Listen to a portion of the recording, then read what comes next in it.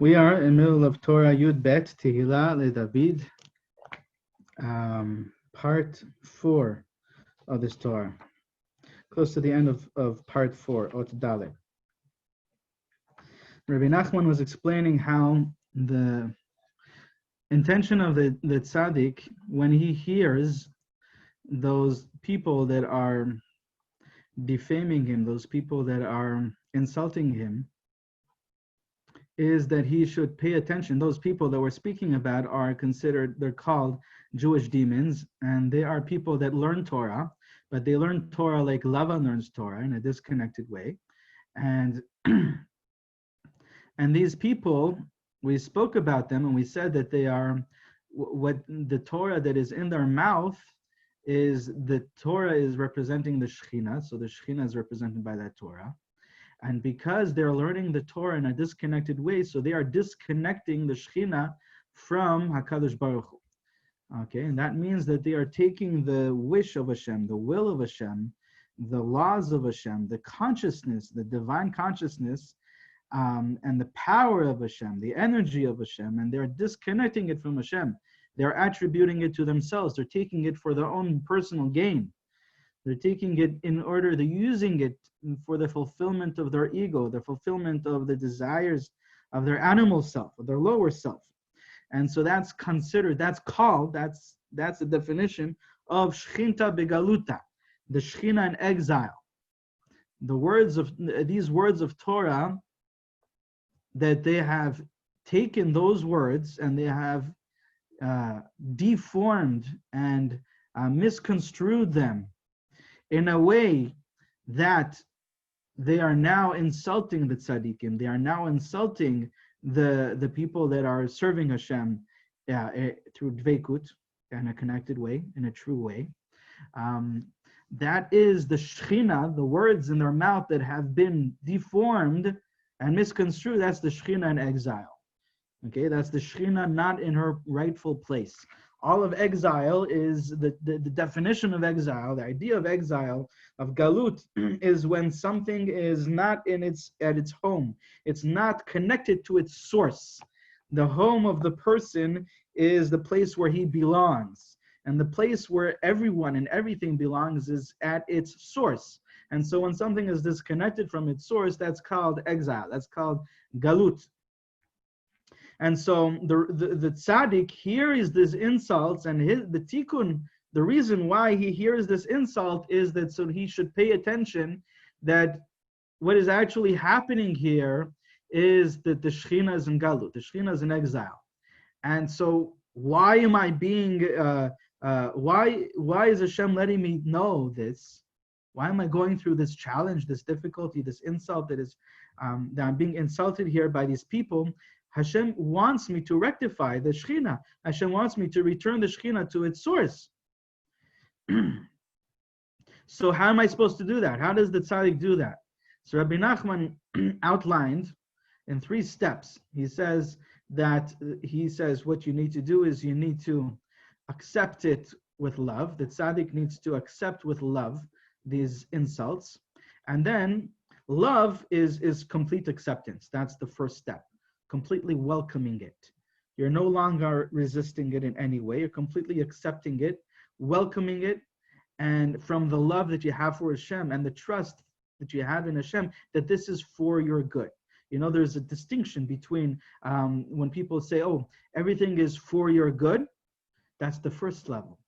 The second level, when you ascend from that to a level of recognizing consciousness or experiencing that not just that everything is for your good, but everything is good.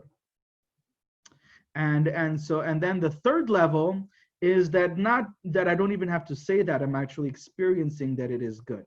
It's not an experience that on the outside it's not apparent, but on the inside I trust and I believe and I feel it is good.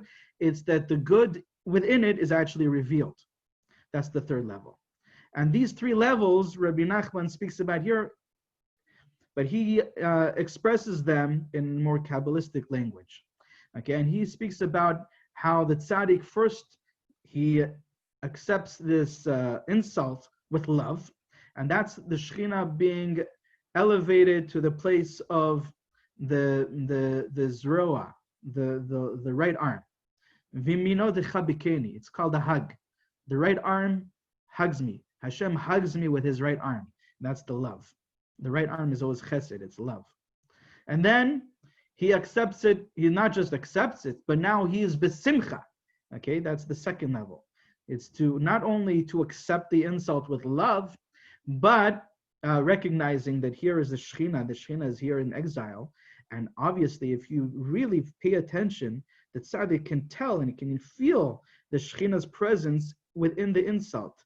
He can feel and he can recognize. Rabbi Nachman says that he recognizes which halachot this demon took and misconstrued and defiled the combinations of those letters into these insults. He knows where the source is. He knows he sees right through all of that darkness and he sees the Shekhinah, right? So obviously he's accepting it with love. But the next level is to accept it with happiness, joy, to rejoice in this experience, okay? And that's knowing that not just everything is for the good, but everything is good, okay? That's experiencing the good already within this darkness. And then, and that's what? That's Bina. As Rabbi Nachman explained, Bina Liba, and the Bina is the heart, and the heart is the place where we experience joy. Natata simcha belibi. Okay, and then you ascend and you bring it to the actual yichud, to the actual unification, and that's the aspect of chokhmah. Okay, and that's the complete unification between the tzaddik and the shechina and the ruach of the tzaddik from above, and that's the yichud, the neshikin, that's the unification of the two spirits, of the two energies of life, and that's called the kissing. Okay, so you have the hug. You have the hug. From the hug, you are elevated to the bina, and then from there you're elevated to the yichud, to actual unification between them. Okay, so I'm just going to go back one paragraph so that we can see this inside. V'ikar binyana alidei chokhmah. So building up the Shekhinah to be ready for the unification, okay, you need to build her up. At the beginning, when you take her out from the darkness, Arizal teaches us that she's only one sphere out of the 10. She's nekuda ktana. She's a small dot. A small dot. What does that mean? That means that she is completely concealed. That's what it means. Okay, that means she's completely concealed. She has not yet been able to express herself, to mature into her fully expressed self. And so we need to build her up. And that's what we do every morning in the Shachrit. Okay, we have to build up the Shekhinah until she is ready. And then when she's ready and complete the 10 Sfirot, then she's able to be unified with Kudsha Brichu. And so what builds her up? What builds up the Shekhinah? This is a big rule, and we see it in the Zohar and Rizal. Abba Yasad Brata. The father founded the daughter. The father built up his daughter. Okay, and the father represents Chachma. Chachma is always Abba, it's called Abba. And the daughter is the Malchut. Okay, Yud Kei Vav Kei is Abba and Ima, Kudsha Brichu Ushchinte. Abba and Ima, Zer Anpin, Venukbe. Abba and Ima is Chachma and Bina. Tiferet, with all of the 6 Sfirot there, are considered Zer Anpin. And Malchut, which is the Nukbe of Zer Anpin, is the final. And so Abba, the Chachma, the Yud of Yud Kei Vav Kei, builds up the Shekhinah. What does that mean? The Malchut is built up by the consciousness of Chachma. A couple years back, just around this time of the year, I explained in one of my shiurim, Rebbe Nachman brings a pasuk about one of the most important character traits of a leader.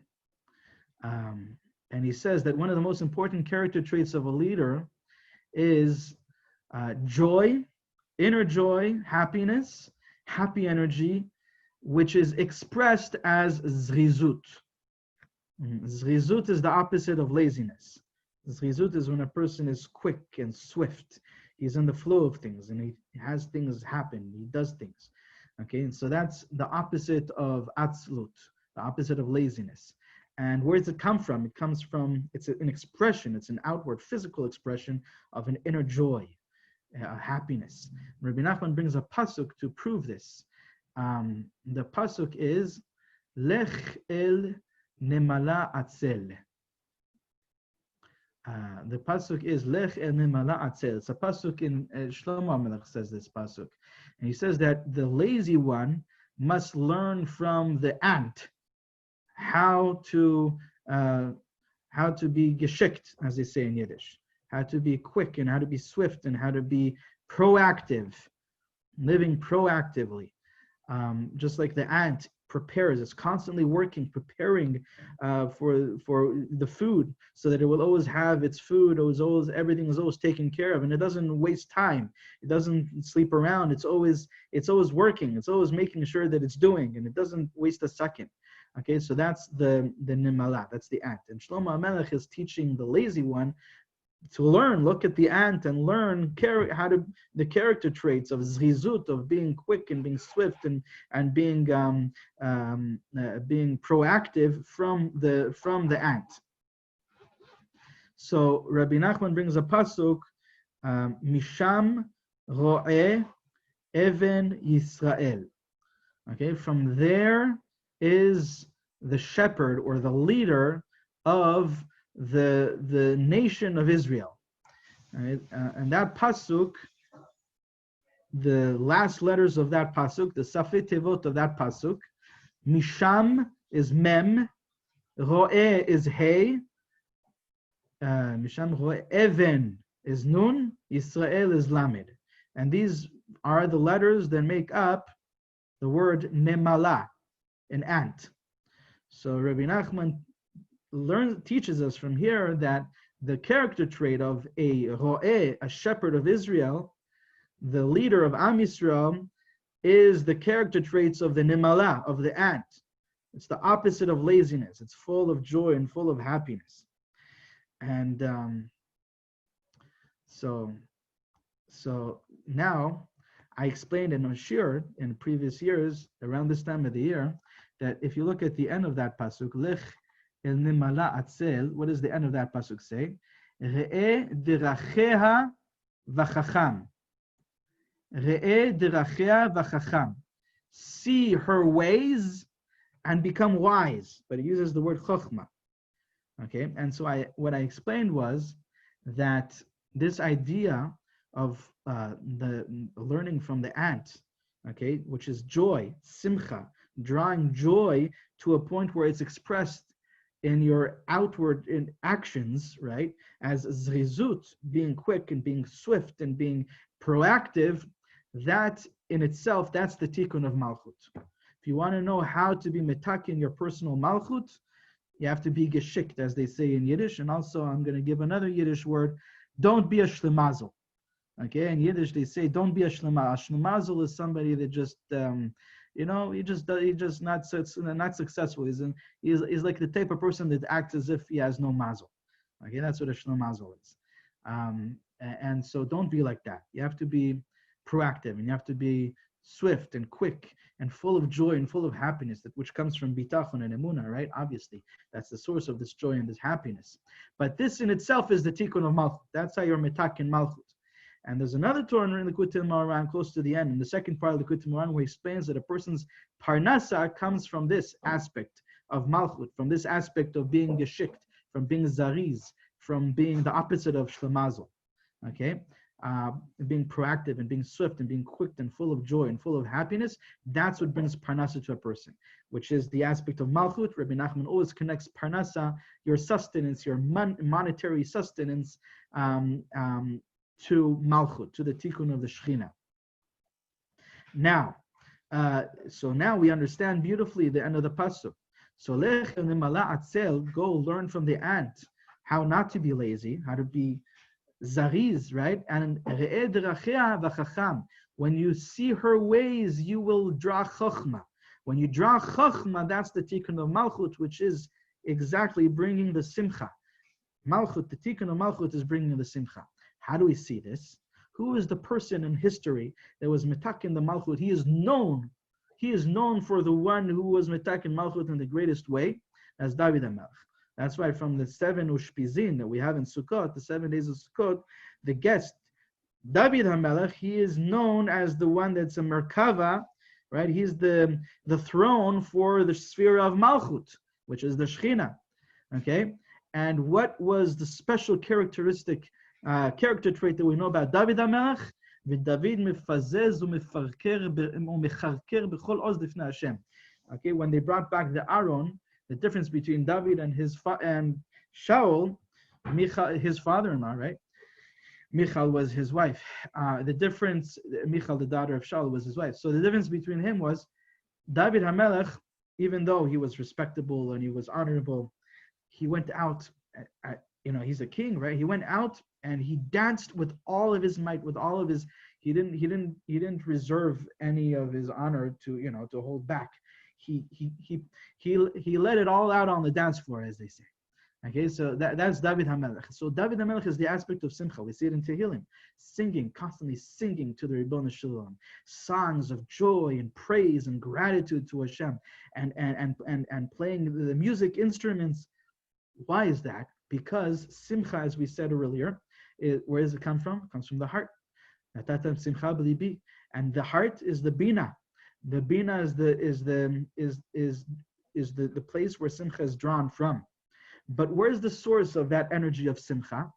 As we said before, it comes from the emunah and the bitachon, which is in the chokhmah. It comes from nullifying yourself to Hashem. Even though I don't understand things, I'm nullifying myself. I'm releasing and letting go into the hands of the Ribbon Shalom, which is the aspect of chokhmah. Abba and Ima are constantly unified, constantly connected. And so that energy of Simcha that you find in the Ima, in the Bina, in the heart, is drawn from the chokhmah consciousness. Okay, because Abba and Ima are constantly unified, connected. So there's constantly unification between them. And so everything that you find in the Bina and Ima is because she's receiving it in this moment from the chokhmah. A while back, I gave classes on the kavanot of the mikveh. And in the kavanot of the mikveh, we see that the Arizal explains that the mikveh is made up of two lights, two orot, which is what causes the purification. In the kavanot itself, you see that there's the aspect of the walls of the mikveh, that represents the ima, and the water within the mikveh represents the abba, represents the chokhmah. And so from the unification of the two, they're always unified. From that is drawn the purification when I immerse myself within that light. So this is here as well. The simcha is in bina, but that simcha is drawn from the chokhmah consciousness. And when you draw that simcha to malchut, so there's a Gemara that says, Kadosh Baruch Hu says that I will not ascend and enter, I will not enter Yerushalayim Shel Mala until Yerushalayim Shel Mata is built.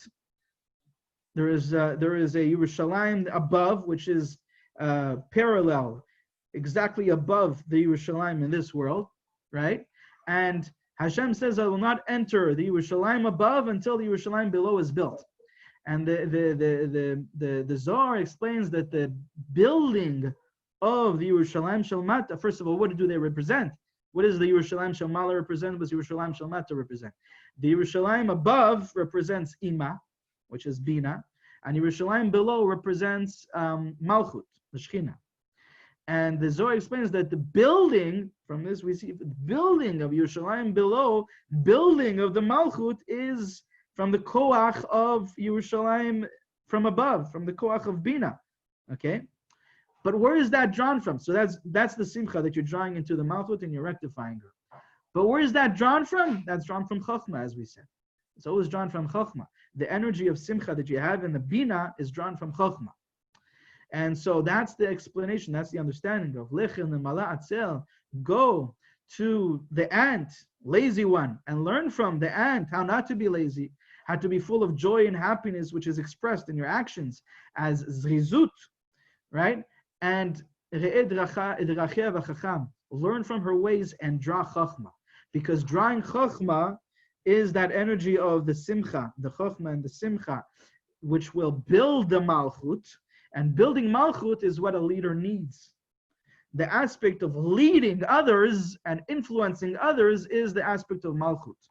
Misham roe even Israel, the last letters of that is nemala, is the act.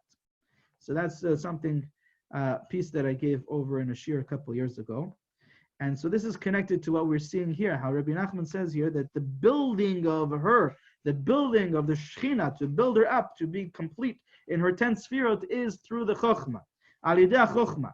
She'az ri'uya lezivug. Then she is properly ready for the unification, because now she is complete in 10 sefirot. Kemosh katuv v'gam omna achoti bat avi ach lo bat imi. Ve'az vatihi lilisha. And then she is ready to be the wife. She is ready to be to have yichud. She'az hi ri'uya lezivug. כמובן בזוהר, רבי אבא שלח לרבי שמעון, אמר, אם אתה זיווגה לכנסת ישראל במלכה קדישה, Rabbi Abba asked Rabbi Shimon, when is the zivug between the Malchut, the Knesset Yisrael, and the king, the holy king, which is the Kudesh B'Richum? Shalach lei, and he answered him, v'gam omna achoti bat avi, ach lo bat imi. When she receives the consciousness of Chochmah, when she receives the light of Chochmah, which is bat avi, the daughter of her father, right, as it says in that pasuk, and not the daughter of her mother, because when she receives it from her father, that light from her father, from the chokhmah, that's when she is built up to be ready for the yichud. ואיתה בפירוש ספרת הצניעותה, שהנשיקין היא על ידי החוכמה, כשנתעוררים השפתיים העליונים שהם נצח והוד עליונים, לבחינת זיווג, לבחינת ידבק ודרוכה ברוחה, אזי נתעוררים נצח והוד התחתונים לזיווג, ידבק הגופה בגופה. Shows she is elevated. She is elevated first to the zoa, the chesed, the love, accepting it with love, and in that is included. That's also bringing her up to bina, which is simcha, experiencing the insult, not only accepting it with love, but also experiencing it at simcha. And now she's elevated to the chokhmah, and the chokhmah builds her up to be ready for yichud.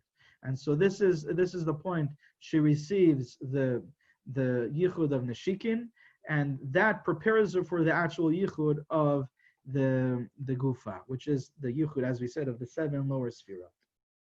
Sheshchina, now he goes into it, how it applies to us here.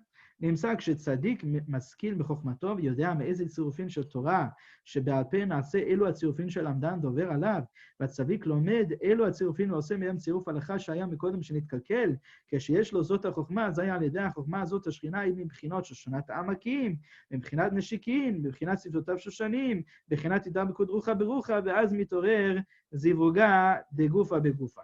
So when the tzaddik understands with his chokhmah, he recognizes the letters of the Torah, the holy halacha, that is in exile in the mouth of this demon, right?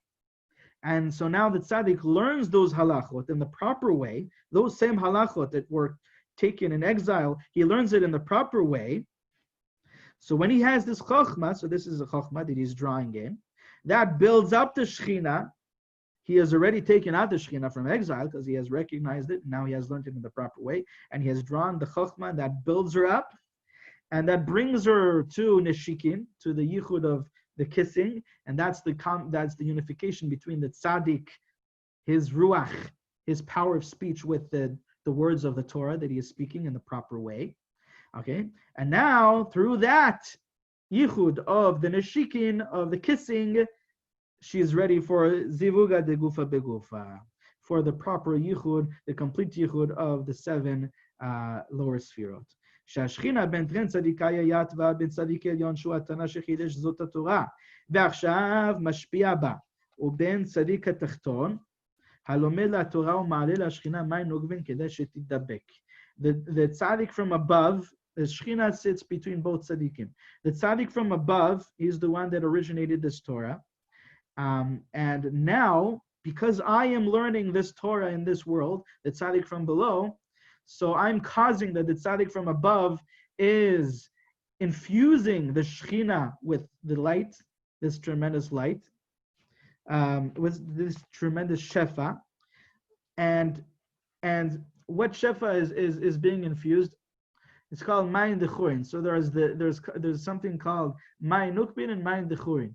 In Kabbalah, there is the female waters. That's the literal translation. It's not a proper. It's just a metaphor. The female waters just means the desire from the female side for the unification to happen, and that's the part that the female aspect brings in the unification. And then in response to that, there are the male waters that come down and meet the female waters. And the Gemara says something that the Arizal says is just a metaphor for these Kabbalistic ideas. The Gemara says, and tipa yoredet milemala she'en tipaim olot milemata. Okay, the Gemara says that there is no drop of rain that comes down from above that is not met by two drops of rain that coming up from below. And as the Arizal says that this is a reference to this, what is happening in the unification, the female waters from below and the male waters from above. And that's actually where you see the real bracha. There's actually Gemara Masechet Brachot that says that that's where you see the real bracha of rain is when you have so much rain that when the drop of rain comes down, you see the water coming back up. So the tzaddik from below that is learning the Torah is causing the female waters. What's the female waters in experientially? What does that mean, the female waters? It's the desire, it's the passion, it's the will, it's giving yourself over to that unification, wanting it, okay? Wanting to connect to the Ribono Shel Olam. That's what we're constantly doing. There's a place where the Chidah says, that everything that we're doing in serving Hashem is only preparing the vessel. Once the vessel is prepared, the light will fill it up. Okay, so our job in this world is constantly working in this aspect of Mayin Nukbin, is preparing the vessel and elevating our desire, our wish, aligning ourselves with the Ribono Shel Olam. Okay. And that's the female waters. That's the tzaddik here from below. The tzaddik here below is learning the Torah and he's bringing up this Mayin Nukvin, the female waters for the Shekhinah. And then the tzaddik from above is infusing the Shekhinah with this light, is bringing this tremendous light into the Shekhinah, into the Malchut, and that's called the Mayin Dechuri. So says Rabbi Nachman, V'zeh siftotav shushanim alidei bechinat neshikin notifot mor over. The pasuk in Shir Hashirim says that Siftotav Shoshanim, his lips like roses. Shoshana is a rose. Notifot mor over. Notifot mor over means that they are dripping with more. More is a spice, a scent, which is flowing. They are dripping with flowing more. Okay. Rabbi Nachman explains that the lips that are Shoshanim, his lips are like roses. That's the aspect of the kissing. That's the aspect of the lips. Rabbi Nachman speaks in more detail. Kabbalistically, he says the lips are considered netzach v'hod. So just like you have netzach v'hod are the two legs of a person, and that's the netzach v'hod of the seven lower sfirot. In the higher sfirot, the netzach v'hod will be represented by the two lips of a person. That's also the kavana. If you look in the Shara kavanot of the Arizal, when you say Adonai Sifatai Tiftach, so Sifatai, Arizal explains, is the netzach v'hod. Okay, so netzach v'hod is represented by the two lips, netzach v'hod, and so these lips are roses, meaning that there is the yichud of the neshikin with the malchut, which is a rose, which is called Shoshana. Notifot mor over, and they are dripping with the flowing mirror. But Rabbi Nachman is going to explain this pasuk, what it's alluding to. So he says, over also means that it is from one side to the other side, or it's over, it's passing through. Okay, so Rebbe Nachman explains that it's passing from one side to the other side. what are the two sides that it's passing from? ראשון מעבר לעבר, היינו שנוטף להשכינה ריח טוב משני עברים, מצדיק עליון ומצדיק תחתון, וזהו הדודאים נתנו ריח, ששני דודים, היינו שני הצדיקים נתנו ריח. So he says that you're passing good smell, good scent. The myrrh is a besamim. It's a sweet smelling spice. You're passing over, you're giving over to the Shekhinah this good scent, this light, this shefa, this abundance, this energy of, as we said, the Mayin Nukbin and the Mayin Dechor and the female waters and the male waters from both sides. Why from both sides? From the tzaddik from below and from the tzaddik from above. So that's notifot mor over. And then Rabbi Nachman explains also the pasuk in Shir Hashim that says, Hadudaim natnu reach, the mandrakes, right? It's this flower, Hadudaim natnu reach. They gave this fragrance. Dudaim also sounds like two dodim, shne dodim. Okay, shne dodim is the two tzaddikim, the tzaddik from above and the tzaddik from below. Both of them gave this good fragrance to the Shekhinah. And that concludes part 4 of Torah Yud Bet, and we'll see the continuation in the next year, Bezrat Hashem.